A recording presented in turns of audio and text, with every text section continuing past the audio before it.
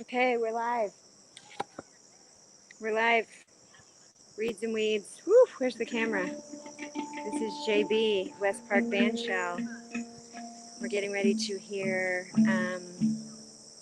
Nick Zattel read Mask of Anarchy, but JB is going to get us in the mood here with this pan.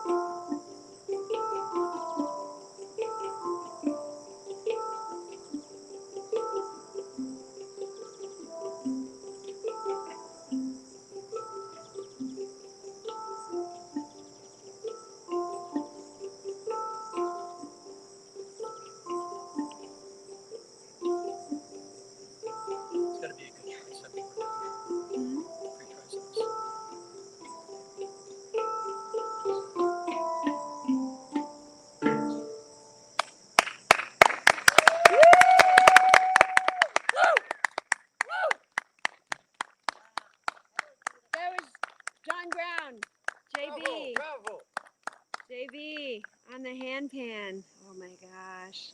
We're at West Park Band Show right now.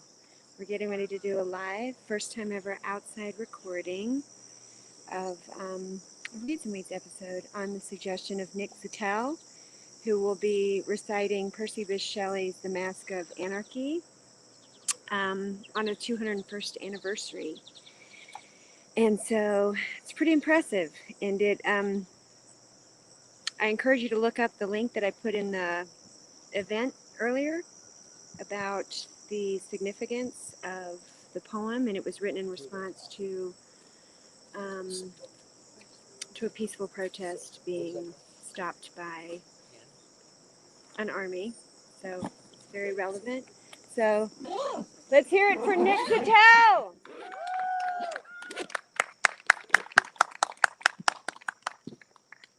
Well, I hope everyone will be able to hear me. Definitely want to extend a little bit of gratitude to both Shelley Smith and Reads and Weeds for being receptive to this idea, and to JB for setting the stage with such soothing sounds.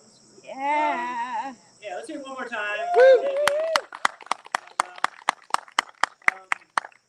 So the idea for this event came to me while riding through this park, microdosing on psilocybin, just not even 3 weeks ago. I've been reading a lot of Shelley this summer, Percy Bysshe Shelley, who was the husband of the now more famous Mary Shelley, who wrote Frankenstein.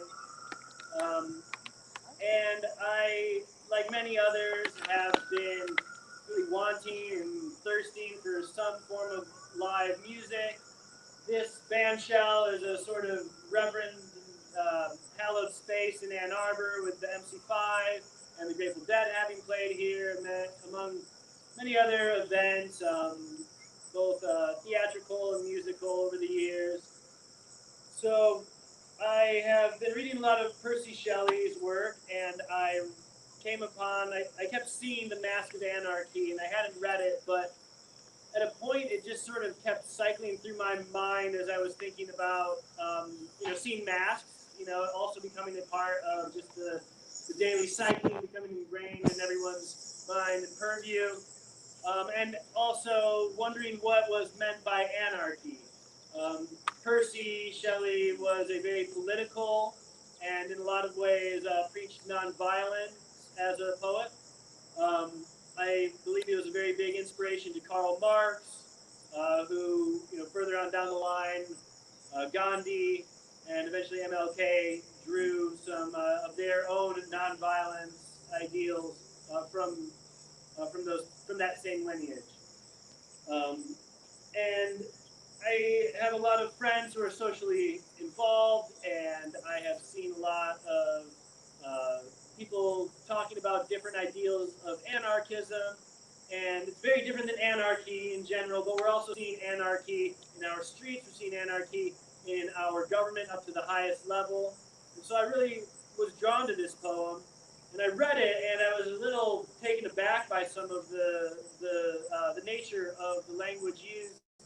And so I listened to a podcast and was then further shocked to find out just how similar the setting and scene that inspired The Mask of Anarchy were to what we're witnessing in modern day. And I'll get to some of that a little bit later.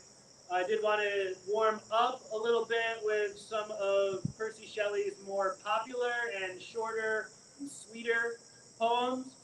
The first of which is a sonnet. It is Ozymandias. It is, taught in a lot of high school English classes, so it's likely to be familiar to a number of you.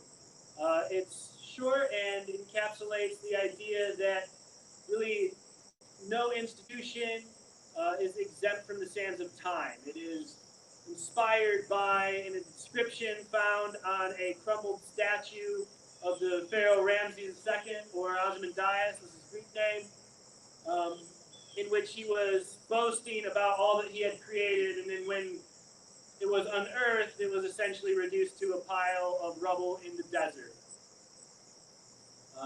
So this is Ozymandias by Percy Shelley. I met a traveler from an antique land who said, two vast and trunkless legs of stone stand in the desert. Near them, on the sand, half sunk, a shattered visage lies whose frown and wrinkled lip and sneer of cold command tell that its sculptor well those passions read which yet survive, stamped on these lifeless things, the hand that mocked them and the heart that fed. On that pedestal, these words appear. My name is Ozymandias, King of Kings. Look on my works, ye mighty in despair. Nothing beside remains round the decay of that colossal wreck, boundless and bare. The lone and level sands stretch far away. The next poem I'd like to read by Shelley. Thank you. The next one I'd like to read is a little bit longer. It is also a very popular one, and sort of an extension of some of the themes in that it, in not so many words, is about the changing of seasons. So if you listen closely, you'll be able to hear reference to each of the four seasons. But another explanation is that it calls into question whether death and destruction and downfall inevitably yield a rebirth and a rejuvenation process after that. O wild west wind, thou breath of autumn's being, thou from whose unseen presence the leaves dead are driven like ghosts from an enchanter fleeing, yellow, and black, and pale, and hectic red, pestilence-stricken multitudes, O thou who chariotest to their dark wintry bed, the winged seeds where they lie cold and low, each like a corpse within its grave, until thine azure sister of the spring shall blow her clarion over the dreaming earth and fill, driving sweet buds like flocks to feed in air, with living hues and odors plain and hill. Wild spirit which art moving everywhere, destroyer and preserver, hear, oh hear! Thou on whose stream, mid the steep sky's commotion, loose clouds like earth's decaying leaves are shed, shook from the tangled boughs of heaven and ocean, angels of rain and lightning. There are spread on the blue surface of thine airy surge, like the bright hair uplifted from the head of some fierce Maenad, the locks of the approaching storm. Thou dirge of the closing year, to which this dying night will be the dome of a vast sepulchre, vaulted with all thy congregated might of vapors, from whose solid atmosphere black rain and fire and hail will burn. Oh, hear! Thou who didst waken from his summer dreams, the blue Mediterranean where he lay, lulled by the coil of its crystalline streams, beside a pumice island by his bay, and saw in sleep old palaces and towers quivering within the waves' intense day, each overgrown with azure moss and flowers, so sweet the sense faints picturing them. Thou for whose path the Atlantic's level powers will cleave themselves into chasms, while far below the sea blooms and oozy woods which wear the sapless foliage of the ocean know thy name, and suddenly grow gray with fear, and tremble, and despoil themselves. Oh, hear! If I were a dead leaf thou mightest bear, if I were a swift cloud to fly with thee, a wave to pant beneath thy power and share the impulse of thy strength, only less free than thou, oh uncontrollable, if even I were as in my boyhood, and could be the comrade of thy wanderings over heaven, if then, as when to outstrip thy skyey speed scarce seemed division, I would ne'er have striven, as then, with thee in prayer in my sore need. Lift me, as a leaf, a wave, a cloud. I fall upon the thorns of life. I bleed. A heavy weight of hours has chained and bowed one too like me, swift, tameless, and proud. Make me thy lyre, even as the forest is. What if my leaves are falling as its own. The tumult of its mighty harmonies will take from both the deep autumnal tone. Sweet thou in sadness, be thou, spirit fierce, my spirit, be thou me, impetuous one. Drive my dead thoughts across the universe like withered leaves to quicken a new birth, and by the incantation of this verse, scatter as from an unextinguished earth, ashes and sparks, my words among mankind. Be through my lips the trumpet of a prophecy. Oh, wind, if winter comes, and spring be far behind.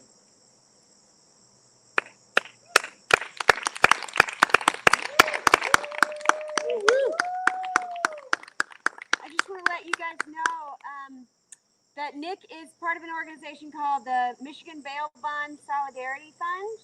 And if you would like to donate to that fund or find out more about it, you can come see us at the end.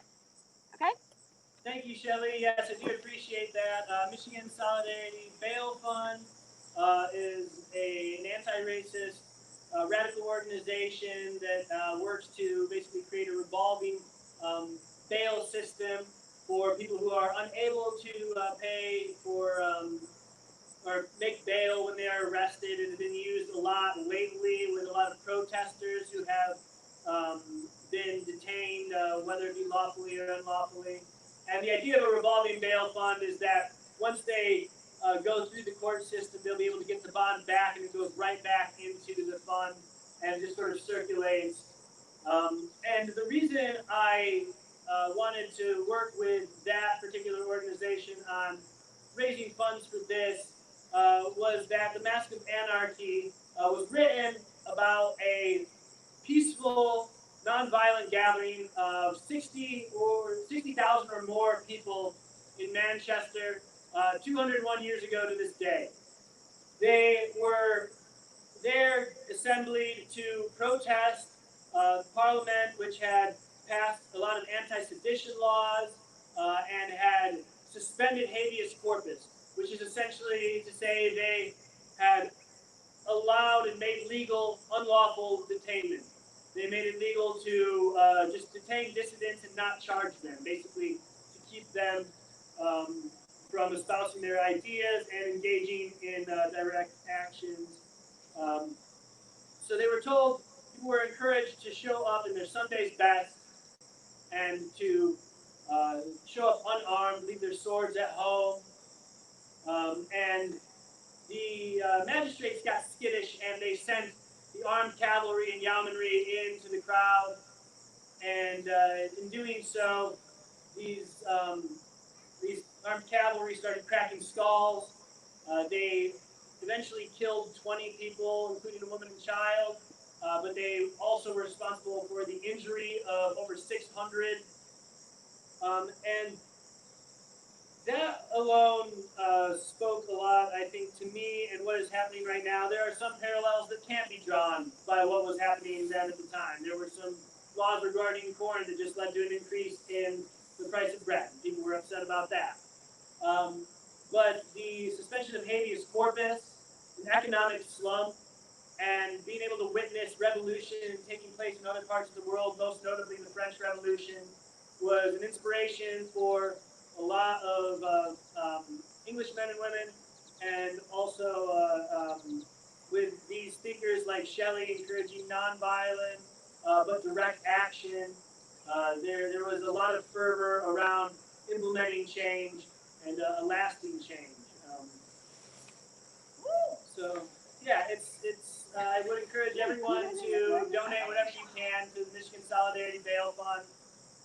You can do it on the Eventbrite link just by going to misolidarybailfund.com or searching for them, or we'll be collecting cash donations as well. A little bit more about Percy Shelley. He was a radical dissident himself. He wrote this within 2 weeks of the actual event happening, now known as the Manchester Massacre or the Peterloo Massacre. And one interesting tidbit as well, he died at the age of 29, but it was in a sailing accident. But when his body washed ashore because of a quarantine happening because of a cholera outbreak, they had to burn his body where they found it on the shores, essentially. So without any further ado, this is the Mask of Anarchy. It was written to be understood, to be read aloud for those who may not have been able to read. There's also a lot of voter suppression going on at the time. And so there are only, aside from, the thou, ye, and thee, the language isn't too antiquated. There are 3 direct references that I'll go through right now. They are early on in the poem for Lord Sidmouth, Lord Castlereagh, and Lord Eldon.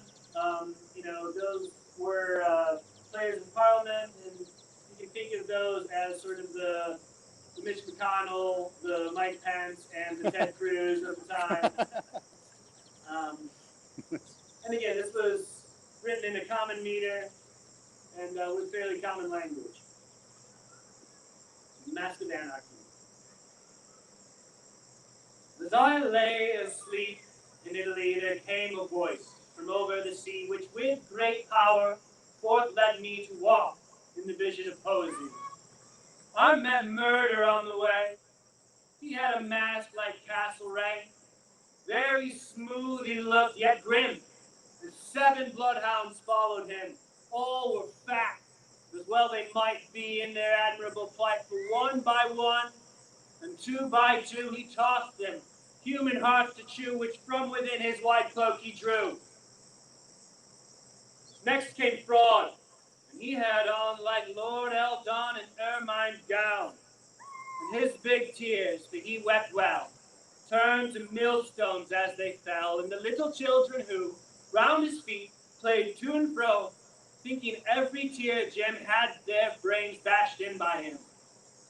Clothed with the Bible, as with light, and the shadows of the night like Sidmouth nets, hypocrisy on a crocodile rode by.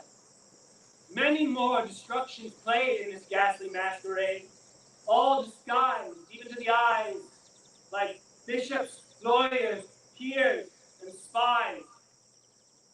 Last came Anarchy. He rode on a white horse, splashed with blood, and pale, even to the lips like death in the apocalypse. And he wore a kingly crown, and in his grasp a scepter shone. On his brow this mark I saw, saying, I am God, and King, and Law. And with a pace stately and fast, over English land he passed, trampling to a mire of blood the adoring multitude.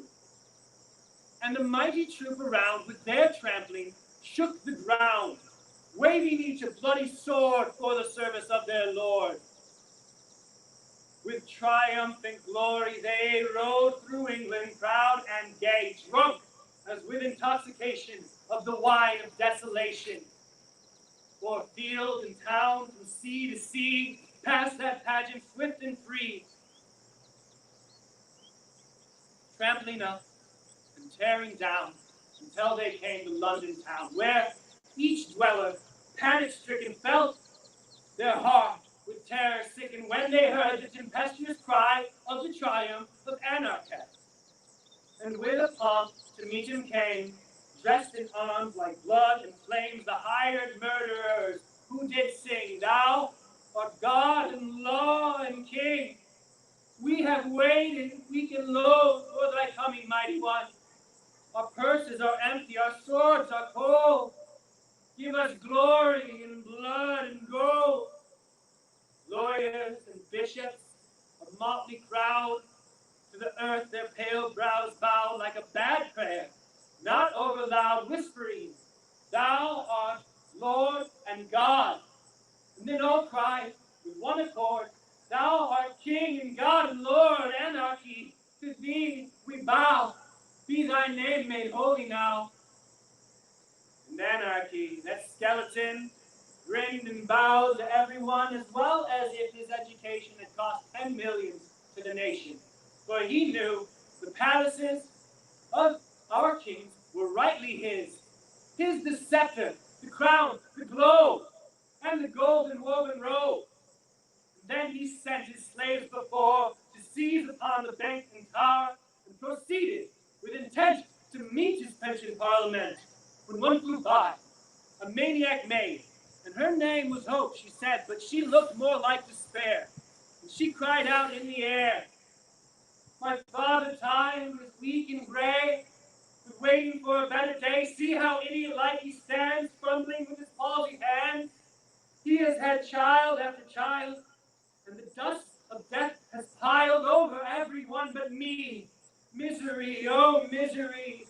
And she lay down in the street, right before the horses meet, expecting with a patient eye murder, fraud, and anarchy.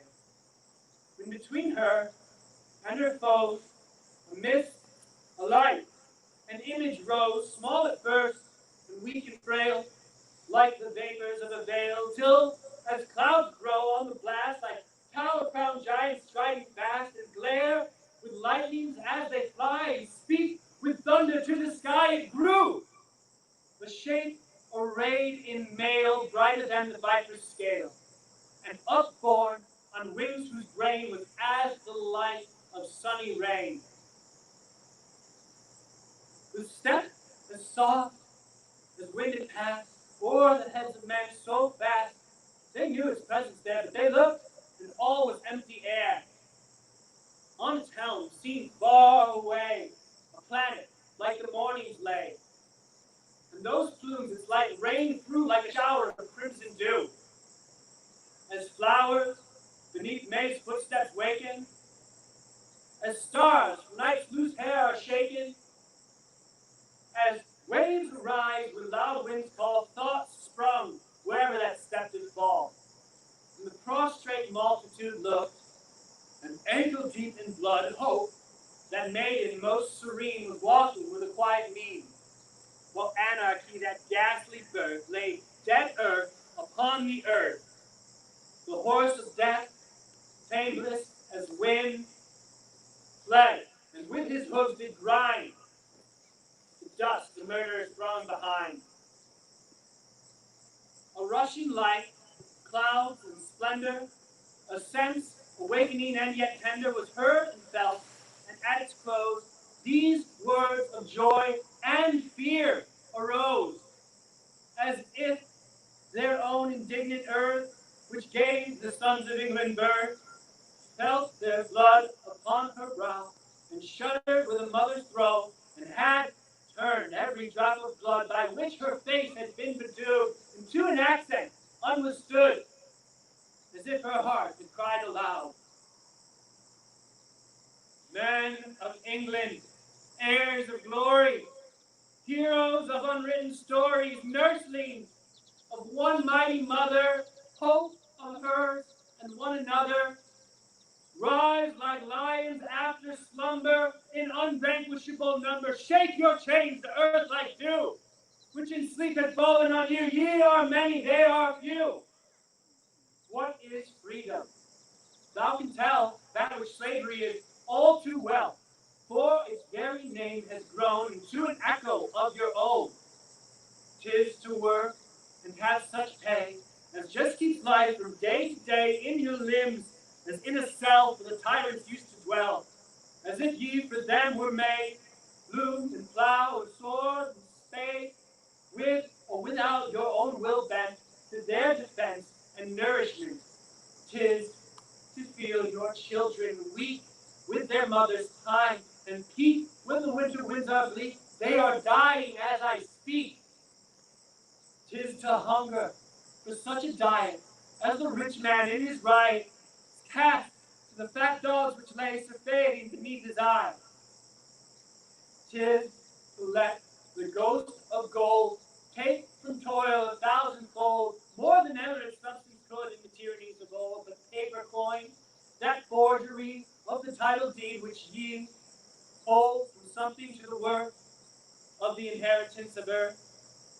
'Tis to be a slave in soul, and to hold no strong control over your own will, but to be all that others make of you.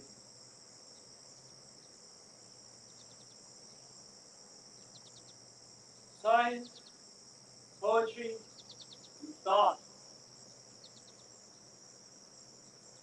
They are thy lamps, they make the lot of all the dwellers in the cot. Such they curse their makers not.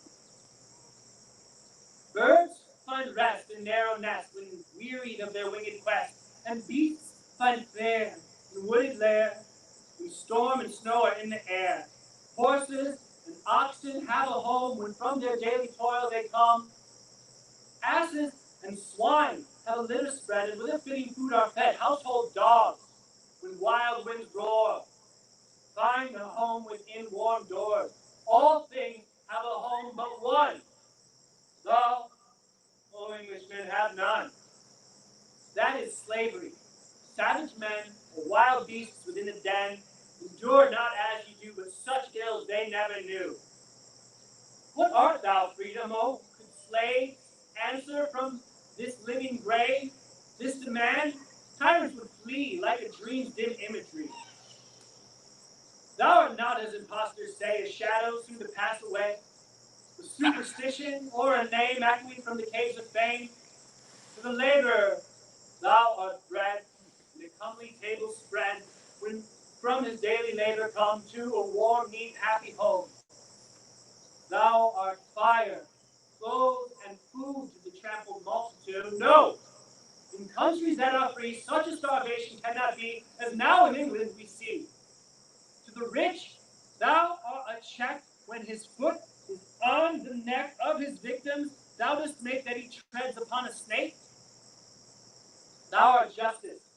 Ne'er for gold let your righteous laws be sold, as laws in England are. Thou shieldst the light, both high and low. Thou art wisdom. Free men never dream that God will damn forever all who think such things untrue, of which the priests make such ado. Thou art peace. Never by thee will blood and treasure wasted be, as tyrants wasted them for all leave to quench thy flame in gall. What if English toil and blood poured forth even from a flood? It avails, O liberty, to dim, but never extinguish thee. Thou art love. The rich have kissed thy feet, as one who follows Christ gives their substance to the free, and through this rough world follows thee. Or gives their wealth for arms to make war for thy beloved's sake. On wealth, on war, on fraud, whence they drew their power from the fray. Spirit, patience, gentleness, all that can adorn and bless, thou art. Let your deeds, not words, express thine exceeding loveliness. Let a great assembly be of the fearless and the free on some spot of English ground where the plains stretch wide around. Let the blue sky overhead, the green earth on which ye tread, all that must eternal be, witness your solemnity. From the corners uttermost of the bounds of English coast, from every hut, village, and town, where those who live or suffer moan for others' misery or their own, from the workhouse and the prison, where pale as corpses newly risen, women and children, young and old, groan for pain and weep for cold. From the haunts of daily life, where is waged this daily strife with common wants and common cares, which sows the human heart with tears. And lastly, from the palaces, where the murmur of distress echoes like a distant sound of a wind alive around. Those prison halls of wealth and fashion, where such few feel some compassion for those who toil and groan and wail, as must make their brethren pale, ye who suffers woes untold, or who feel, or who behold your lost country both bought and sold for the price of blood and gold. Let a vast assembly be, and with great solemnity declare with measured words that ye are as God has made ye free. Be your strong and simple words keen to wound like sharpened swords, and wide as targets, let them be with their shade to cover thee. Let the tyrants pour around with a quick and startling sound like the loosening of the sea, troops of arms emblazonry. Let the charged artillery drive until the dead air is made alive with the clash of clanging wheels and the tramp of horses' heels. Let the fixed bayonet gleam with a sharp desire to wet its point in English blood, looking keen as one for food.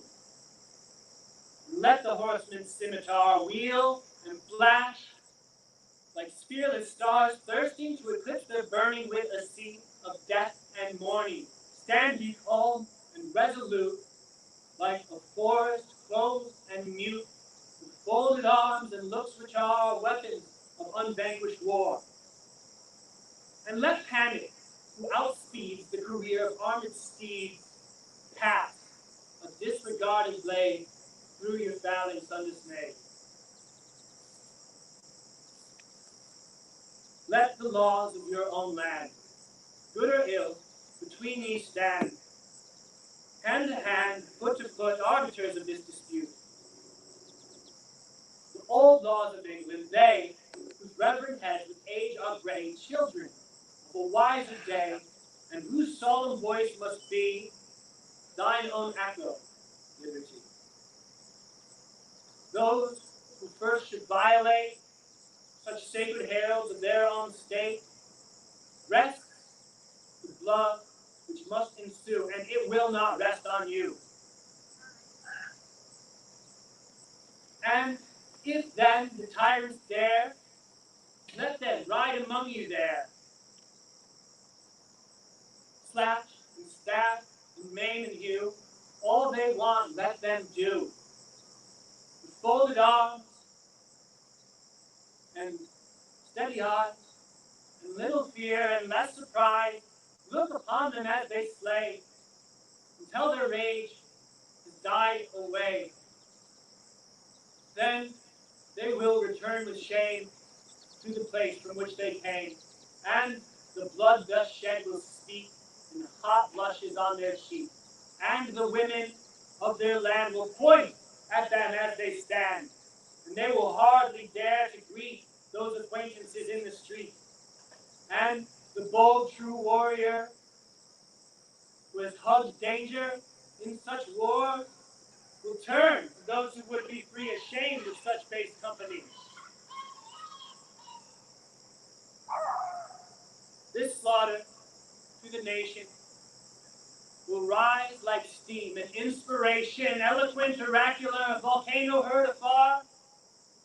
And these words will then become like a precious thunder dew, ringing through each heart and brain, heard again, again, again, rise like lions after slumber in unvanquishable number, shake your chains to earth like dew, which in sleep had fallen on you.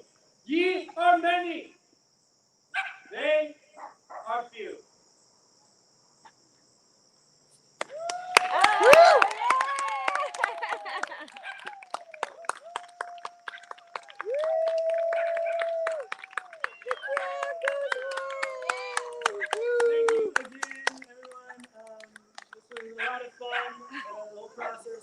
Trying to put this together. It was awesome. Look at the dogs love it.